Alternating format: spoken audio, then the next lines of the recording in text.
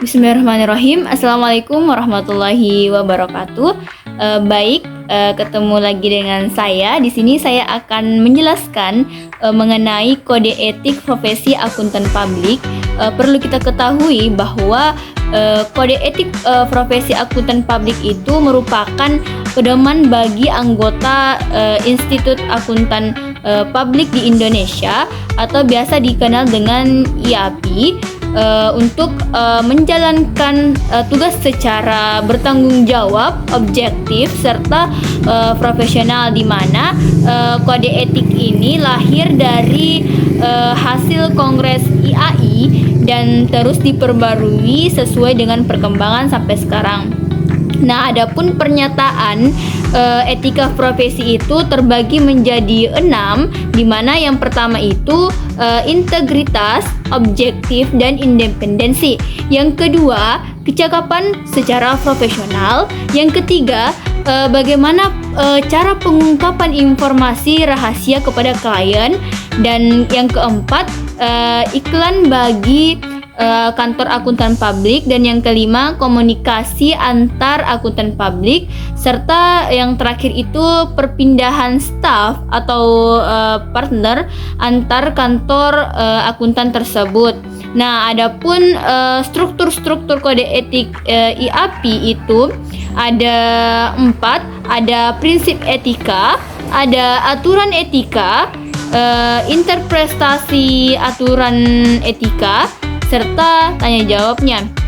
Nah, perlu kita ketahui bahwa prinsip etika ini bersifat mengikat seluruh anggotanya atau anggota IAPI sebagai produk resmi kongres tersebut. Nah, sedangkan aturan etika itu sendiri dia mengikat seluruh anggota IAPI ditetapkan melalui rapat anggota. Nah, yang terakhir ada interpretasi aturan etika. Nah, interpretasi aturan etika ini dikeluarkan oleh badan yang berwenang di IAPI setelah mempertimbangkan masukan dari berbagai pihak untuk tujuan sebagai panduan penerapan aturan etika tersebut. Selanjutnya, adapun prinsip etika profesi itu ada 8, di mana yang pertama harus bertanggung jawab terhadap profesi tersebut. Yang kedua, untuk kepentingan umum secara publik. Yang ketiga, integritas. Yang keempat, objektivitas. Serta yang kelima itu kompetensi dan kehati-hatian secara profesional. Serta yang keenam itu menjaga kerahasiaan. Dan yang ketujuh, perilaku secara profesional. Dan yang terakhir itu standar teknisnya.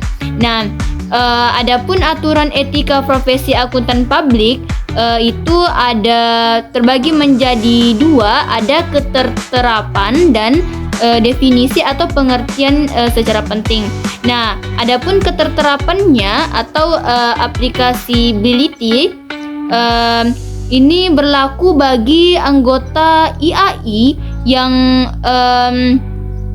kompartemen akuntan publiknya itu serta staf profesional yang bekerja di KAP, kantor akuntan publik, di mana pimpinan kantor akuntan publik ini bertanggung jawab atas kepatuhan seluruh anggota terhadap aturan etika tersebut. Nah, adapun definisi atau pengertiannya secara penting itu ada klien, di mana klien ini adalah pihak yang menerima jasa dari anggota IAI atau KAP. Terus ada laporan keuangan. Laporan keuangan ini adalah penyajian datanya atau data keuangan suatu entitas sesuai dengan standar akuntansi yang berlaku umum.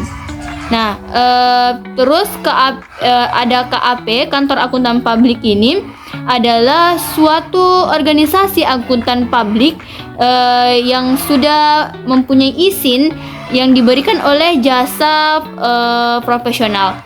Nah, ada IAI. di mana Ikatan Akuntansi Indonesia ini adalah suatu wadah organisasi profesi akuntan di Indonesia. Dan IAI dan KAP ini adalah kompartemen dalam IAI untuk akuntan publik itu sendiri. Terus ada anggota, di mana anggota ini adalah suatu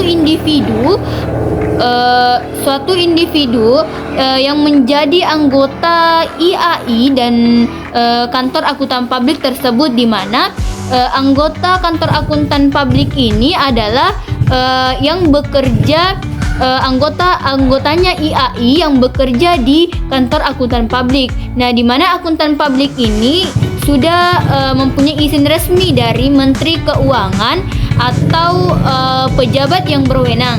Nah, adapun praktik akuntan publik itu sendiri di mana memberikan jasa secara profesional seperti audit, atestasi, dan jasa terkait dengan lainnya. Nah, adapun perbedaan independensi, integritas, objektivitas, di mana perlu kita ketahui bahwa independensi itu adalah anggota kantor akuntan publik yang wajib menjaga sikap mental independennya dalam memberikan jasa profesional baik secara fakta maupun penampilan. Sedangkan integritas dan objektivitas ini adalah anggota kantor akuntan publik yang harus menjunjung tinggi namanya integritas, bebas dari benturan kepentingan dan tidak memihak, serta tidak boleh memanipulasi fakta atau mengabaikan pertimbangan profesional.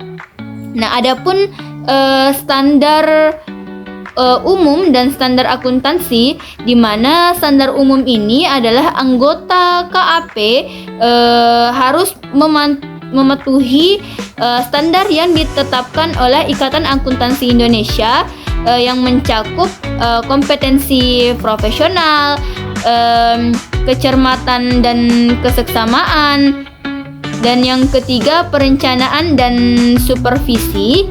Yang keempat itu data relevan yang memadai. Adapun kepatuhan terhadap standar, anggota KAP ini wajib mematuhi standar profesional dalam berbagai jasa, misalnya audit, atestasi, review, kompilasi, serta perpajakan tersebut. Nah, adapun standar profesional akuntan publik dan kode etik profesi akuntan publik ini, yang pertama tanggung jawab kepada klien, di mana informasi klien itu adalah rahasia. Anggota KAP ini tidak boleh mengungkapkan informasi rahasia klien tanpa persetujuan klien. Nah, adapun fee profesional, atau yang dimana fee profesional ini terbagi menjadi dua. Ada besaran fee, di mana besaran fee ini bervariasi tergantung risiko penugasannya secara kompleksitas keahlian, serta bagaimana cara KAP mempertimbangkan profesional lainnya. Dan anggota KAP ini dilarang memperoleh klien dengan cara menawarkan fee yang merusak citra profesi tersebut.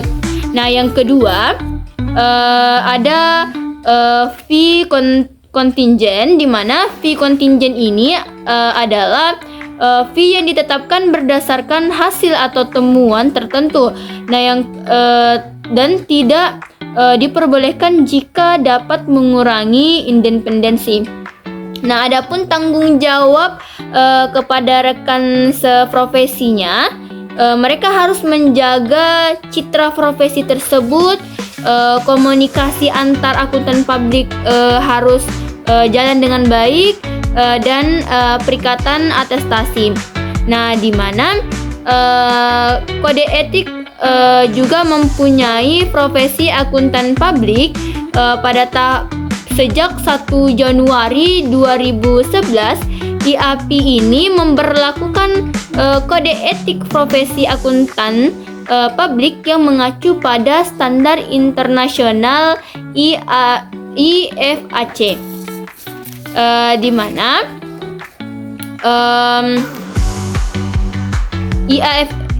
IFAC ini mempunyai prinsip dasar etika profesi. Yang pertama, prinsip dasar etika profesi ada integritas, objektivitas, kompetensi dan kehati-hatian profesional, kerahasiaan serta perilaku profesional. Nah, adapun aturan etika profesi ini itu harus ada aturan etikanya, ancaman dan pencegahan. Nah, terus ada penunjukan praktisi dan benturan kepentingan serta pendapat dari beberapa saran-saran yang lainnya. Terus ada imbalan jasa profesional dan remunerasi serta pemasaran jasa profesional serta penerimaan hadiah dan independensi dalam asuran tersebut. Nah, adapun standar audit berbasis ISA itu pada tahun 2013 IAPI mengeluarkan standar audit di atas laporan keuangan, di mana berlaku pada tahun 2013 untuk emiten dan berlaku pada tahun 2014 untuk non-emiten, di mana standar ini mengadopsi ISA atau International Standard on Auditing tersebut.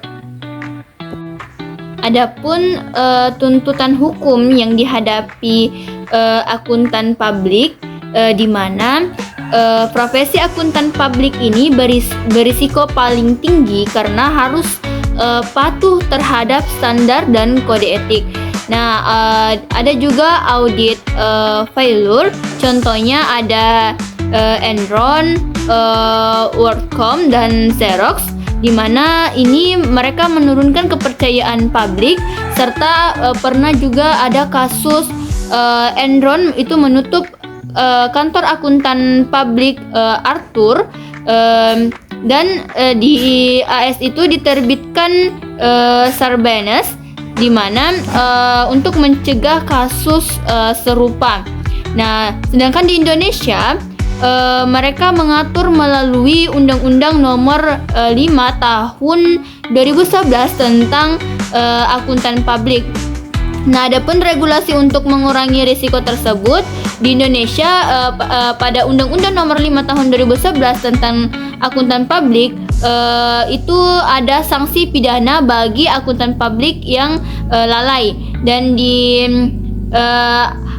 Asia itu AS itu ada Sarbanes-Oxley ACT pada tahun 2002, dan OJK dan Kemenkeu Kemenkeu itu ada atur independensi pembatasan masa audit, di mana maksimal 3 tahun berturut-turut untuk akuntan publik per entitas dan maksimal 6 tahun untuk KAP jika kurang dari 1 tahun partner, dan setelah 2 tahun jeda akuntan boleh kembali audit entitas yang sama.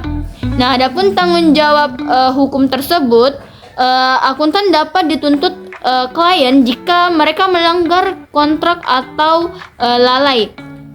Terus penyebab tuntutan hukum ini karena ada business failure, di mana perusahaan yang gagal bayar kewajiban atau ekspektasi investor, serta audit risk, di mana kemungkinan salah di dalam proses audit tersebut. Dan ada audit failure, di mana audit failure ini berupa opini auditor salah karena tidak patuh pada standar auditing tersebut. Nah, adapun audit risk ini sangat berisiko karena menyimpulkan hanya menyimpulkan laporan keuangan yang wajar padahal sudah mengandung salah saji material tersebut.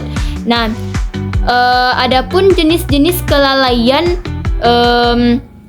atau pelanggaran tersebut itu ada ordinary negligence, di mana ada kesalahan ringan dan tidak disengaja.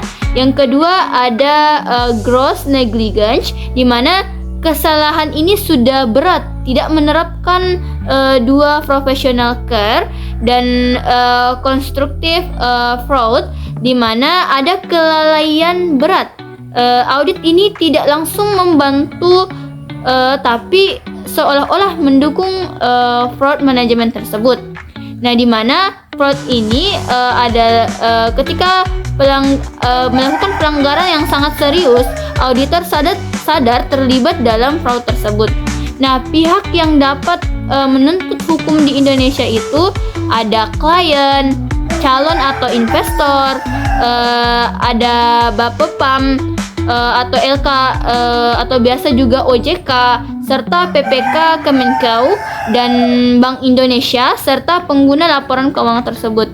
Nah, adapun sanksinya ketika PPK Kemenkeu ini sanksinya itu peringatan tertulis ataukah penghentian sementara dan pencabutan secara praktik. Kalau OJK dia itu peringatan tertulis dan larangan jasa modal. Nah, adapun pihak lainnya seperti klien, investor, BI serta pengguna laporan biasanya itu hanya digugat ke pengadilan. Nah, untuk Undang-Undang Akuntan Publik 2011, sanksi pidana atau penjara atau denda yang miliaran jika terbukti akan mendapatkan sanksi tersebut.